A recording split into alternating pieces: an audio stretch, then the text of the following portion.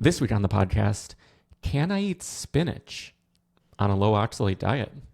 The following is designed to entertain and inform, not provide medical advice. Always consult your doctor before starting any treatment.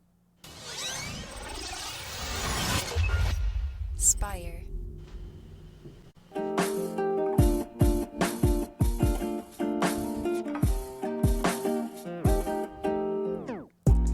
Welcome back to the Kidney Stone Diet Podcast, the show about reducing your kidney stone risk and living your best life. I'm your host and fellow student, Jeff Saris. And I'm Jill Harris, your kidney stone prevention nurse. Hi, Jeff. I like that. That's what we need to put as your little tagline below your name. Just nurse. Nurse. It's a Saturday. It's a Saturday sometime in April, and it's beautiful outside. And so we are taping. But you know what? I love working on the weekend. I think because, we own our own businesses, we can work whenever we want. So it's kind of fun to work on the weekend when most people aren't. I always feel kind of special.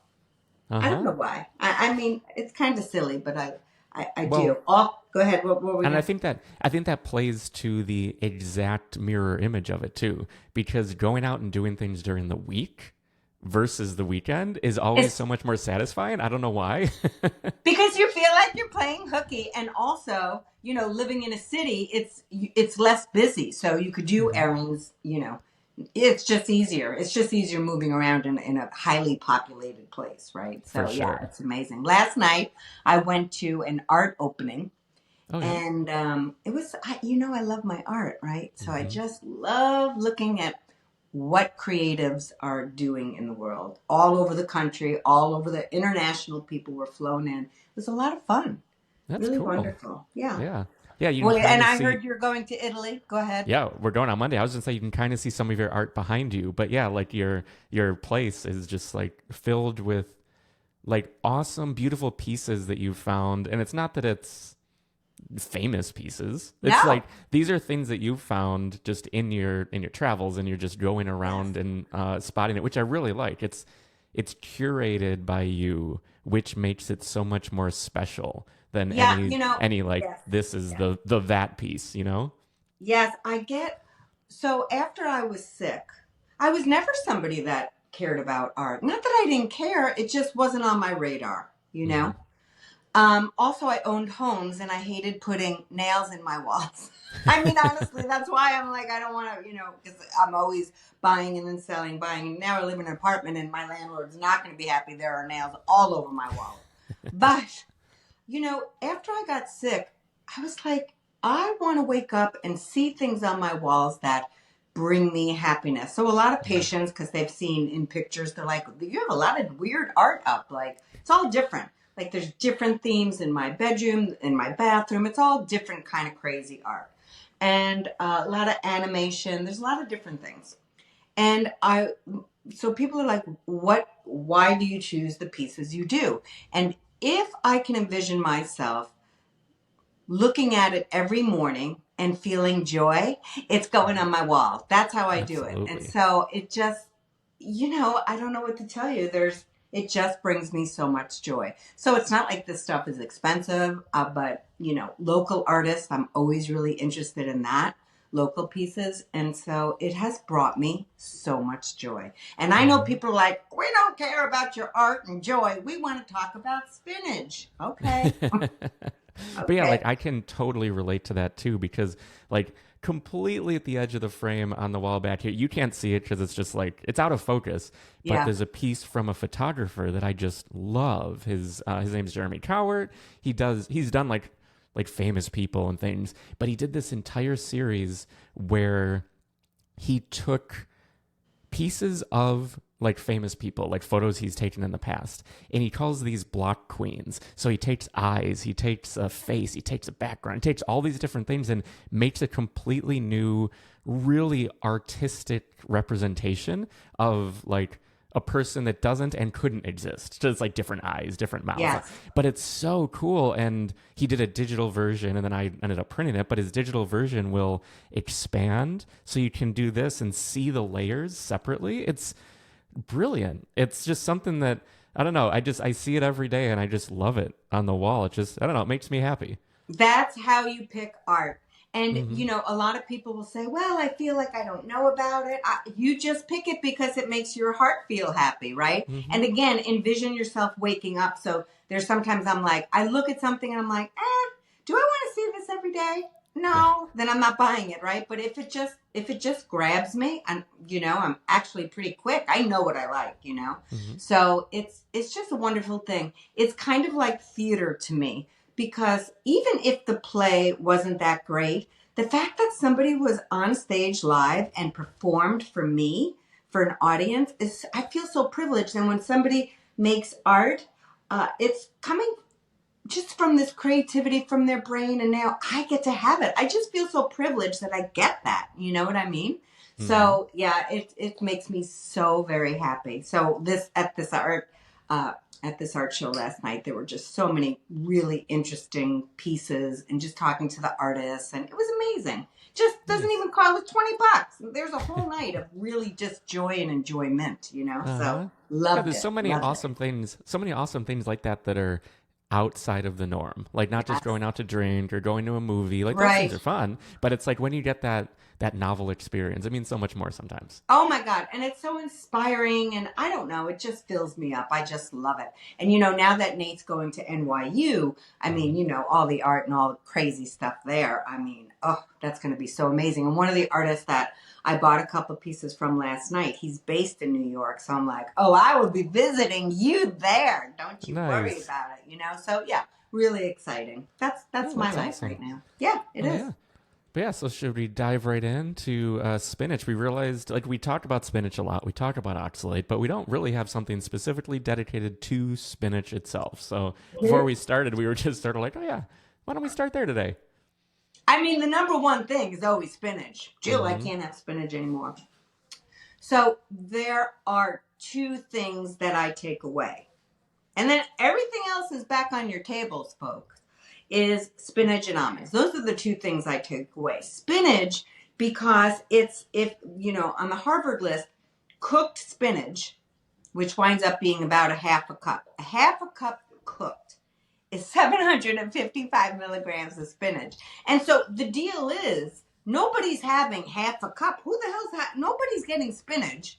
You could saute a whole pan of spinach, and when you're done with it, you have about as much as your eyeball. I mean, it's so little, right?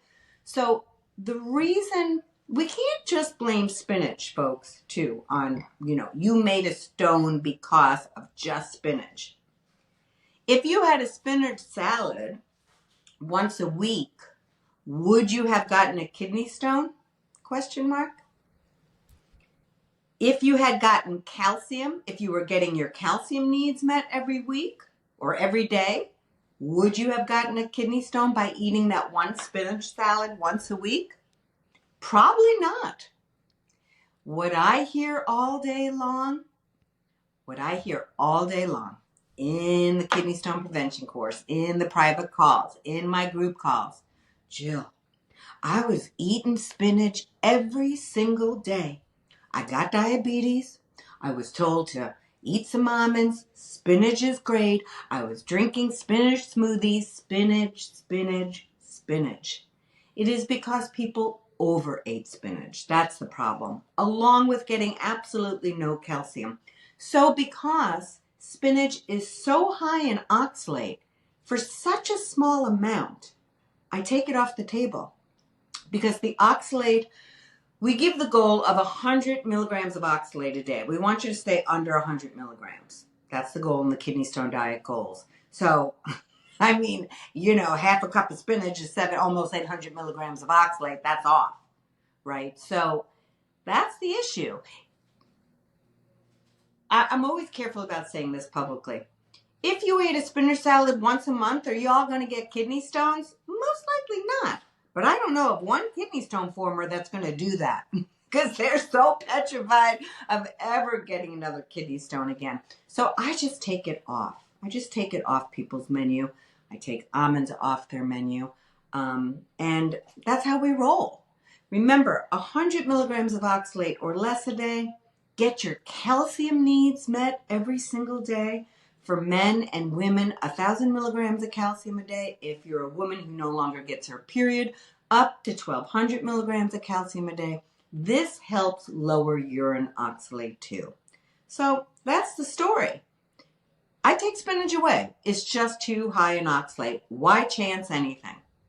End of story. Substitute kale. And people are like, kale's terrible. I know it's not the same as spinach, folks. It doesn't have that little sweetness spinach does. Also, kale is rough, so you have to massage it. Massage it if you're having a kale salad. But you get used to it. You can use other greens. Mm-hmm. But spinach, isn't it funny? Off the table. Go ahead, Jeff. Like, spinach was always the cliche, like, that no one wanted to eat spinach. It's like, oh, it's disgusting, and it's like boiled or whatever. But we've sort of culturally, I think, like, we just collectively, maybe not culturally, we collectively decided, like, spinach is healthy because there's a lot of things about it that are good. So then we've decided and sort of reformatted our brain to be like, I like spinach now, but then this major issue that it sort of presents with the enormous amount of oxalate now throws a little monkey wrench into our like collective shift over there. It's kind of funny.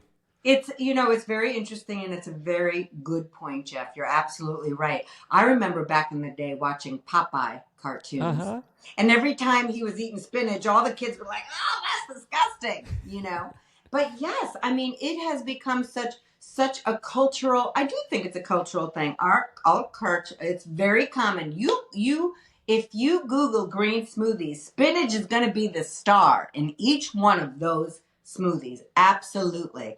Mm-hmm. And so whenever I'm seeing, not only seeing, but hearing, my patients will say the number 1 and 2 foods that they were overeating were almonds and spinach because I got diabetes.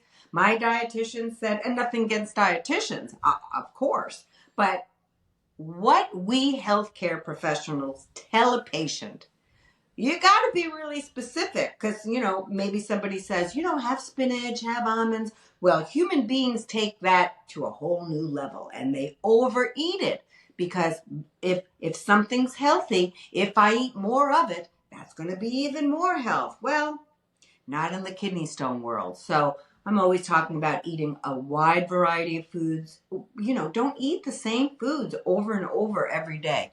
People hate that advice. People don't like when I say that. I get it. People want to eat their oatmeal with blueberries for 20 years straight because they don't want to think about food. But I push back and I'm like, you tell me. I don't know what else you want to think about. I think food is really important. And how you nourish your body is a very important thing to think about. So I'm not saying you have to have 15 different breakfast choices. I'm just saying, can you have an egg sometimes? Can you have avocado toast? Something a little bit different for breakfast? That's all I'm saying. What do you do for breakfast, Jeff? So I don't tend to eat breakfast too much. That's fine. I'll have coffee sometimes. Yeah. Sometimes I'll add a little oat milk to the coffee, but a lot of times, I don't eat until like a lunch or a dinner. And that Are is you doing the a fast? Are you still fasting these days? Yeah, generally. Yeah. Like my goal, like what I generally feel best with is a 16-8 fast. So 16 hours of fasting, not eating, and then 8-hour window of when I can eat. But we're so busy now traveling and doing all these things. That's really up in the air, and nothing is, it's not a hard and fast rule for me. It's more just, I know if I do that, I feel a little better. Just for me, it works for me. And that's what we have to figure out for all of us.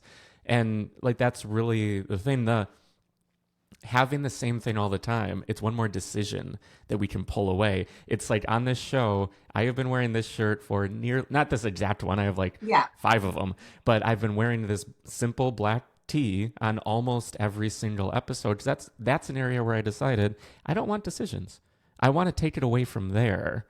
And then I have a little more energy, say, to make decisions on the things that matter to me most. And health, I think, is that thing for me that really does matter. So I want to put my mental energy there along with the other things. I think that completely makes sense. And people say, oh, Jill don't want us to do intermittent fasting. That's a bunch of bull do. I don't care if you guys do IF. That's absolutely fine. I do worry you may have a hard time getting all your calcium needs met and then, in that little window. Mm-hmm. But look, there's nothing special. And Jeff, I love that you do IF. Everybody, and that's why KSD, the kidney stone diet, is just a set of goals because everyone's going to do what works for them. You all have different medical conditions. You all have things that you enjoy. Some people don't like breakfast, so I don't care. I didn't eat breakfast actually till I was in my 50s. I never liked breakfast. I just wasn't hungry in the morning. So, and then one day, and also I want people to understand that they can be flexible. Like one day you may wake up, and I did. I'm like, damn, I want some breakfast. And I've been eating it for the last, I don't know, 7 years. 7 years, I think. And now it's one of my favorite meals. And I also like to have typically a little larger breakfast, a little larger lunch, and now a lighter dinner. And that I just started maybe a few weeks ago. So I'm always tweaking what works for me because of all my bowel issues, my schedule, everything. And that's perfectly okay. Nobody's married. I like to say I'm just a flexitarian. No one's married to one diet. If you are, that's awesome. But just think outside of the box sometimes, because as we age, we may have different needs. As we get more medical conditions, we may have different needs. So that's what I love about lifestyle. That's what I love about nutrition. Number one, there's always a million different things to learn that are new, because nutrition is such a newer thing to study. And also, I mean, it's just fun to tweak things and think outside of the box and try new foods and try new ways of fitting it in. You know, I don't know. I'm a nerd that way, and it's what I do for a living. So I enjoy thinking about how am I going to nourish my body? How am I going to move my body differently this week? Like, I like that. And when people push back and say, I don't want to think about these things, I'm like, listen, man, you don't want to get sick. And I'm not saying everyone who has a poor diet or doesn't move their body gets sick, but you don't feel your best. That I know for sure, 100%, right? So where else do you want to put your time? Because illness is going to take it somewhere along the line. So why not be proactive? That's what, you know, those are my thoughts after being very, very sick in my life. I like to be proactive, you know, it's really important to me. So, absolutely. Well, I think it's a perfect note to wrap on for this week. Me too. If you're out there with a question, the number is 773-789-8763 because we'd love to feature your voice on a future episode. So you can just leave a voicemail there, or you can always record a voice memo on your phone. Email that to podcast@kidneystonediet.com because we know we have some international listeners, and that's just a better way to reach us there. And if you want to support the show, people have asked, we have a Patreon, and it's just for the people who wanted to contribute. And that's just patreon.com/kidneystonediet. You can find that in the link in the description below this video or podcast or however you're consuming this. And I just wanted to say thank you to Stephen, who joined Patreon this month for the support. We really appreciate it. It means a lot because we want to reach as many people as we can in an absolutely free way, because this is meant to help as many people as possible. So those of you who support really mean a lot. But if you want to dive deep and you want to have some of the premium content, the kidney stone prevention course, which has completely been just updated recently, all new videos. Yeah. And yeah, it's just, we leveled up the production quality because I have fun with that. So it's time, you know? And yeah, so that's all new. You can find the Kidney Stone Diet meal plans and everything at kidneystonediet.com. Yes, Stephen, thank you so much for joining the Patreon. Everybody, please subscribe. We're almost at 10,000. We're trying so hard. We're at like 9,500 and something. So we're working really hard to get 10,000 subscribers. And the meal plan is, we have so many new recipes in there, and I just came up. It's not in there yet, but it's going to be in there soon. A gluten-free, vegetarian, high-protein, low-net carb pizza coming your way, folks, at the meal plan. So, yeah, thanks, Stephen. That's so kind. I didn't know. Yeah. I didn't know that. That's so nice. Yeah, and that is the pizza recipe too. We were talking about it before, but that has me very excited. I'm excited to get that out there and also to make it for ourselves because, we're gluten-free, and that'll be nice. But Yay. I think with that, we'll wrap. Thanks, Jeremy, for tuning in, and we'll see you next time. Bye, Jeff. See ya.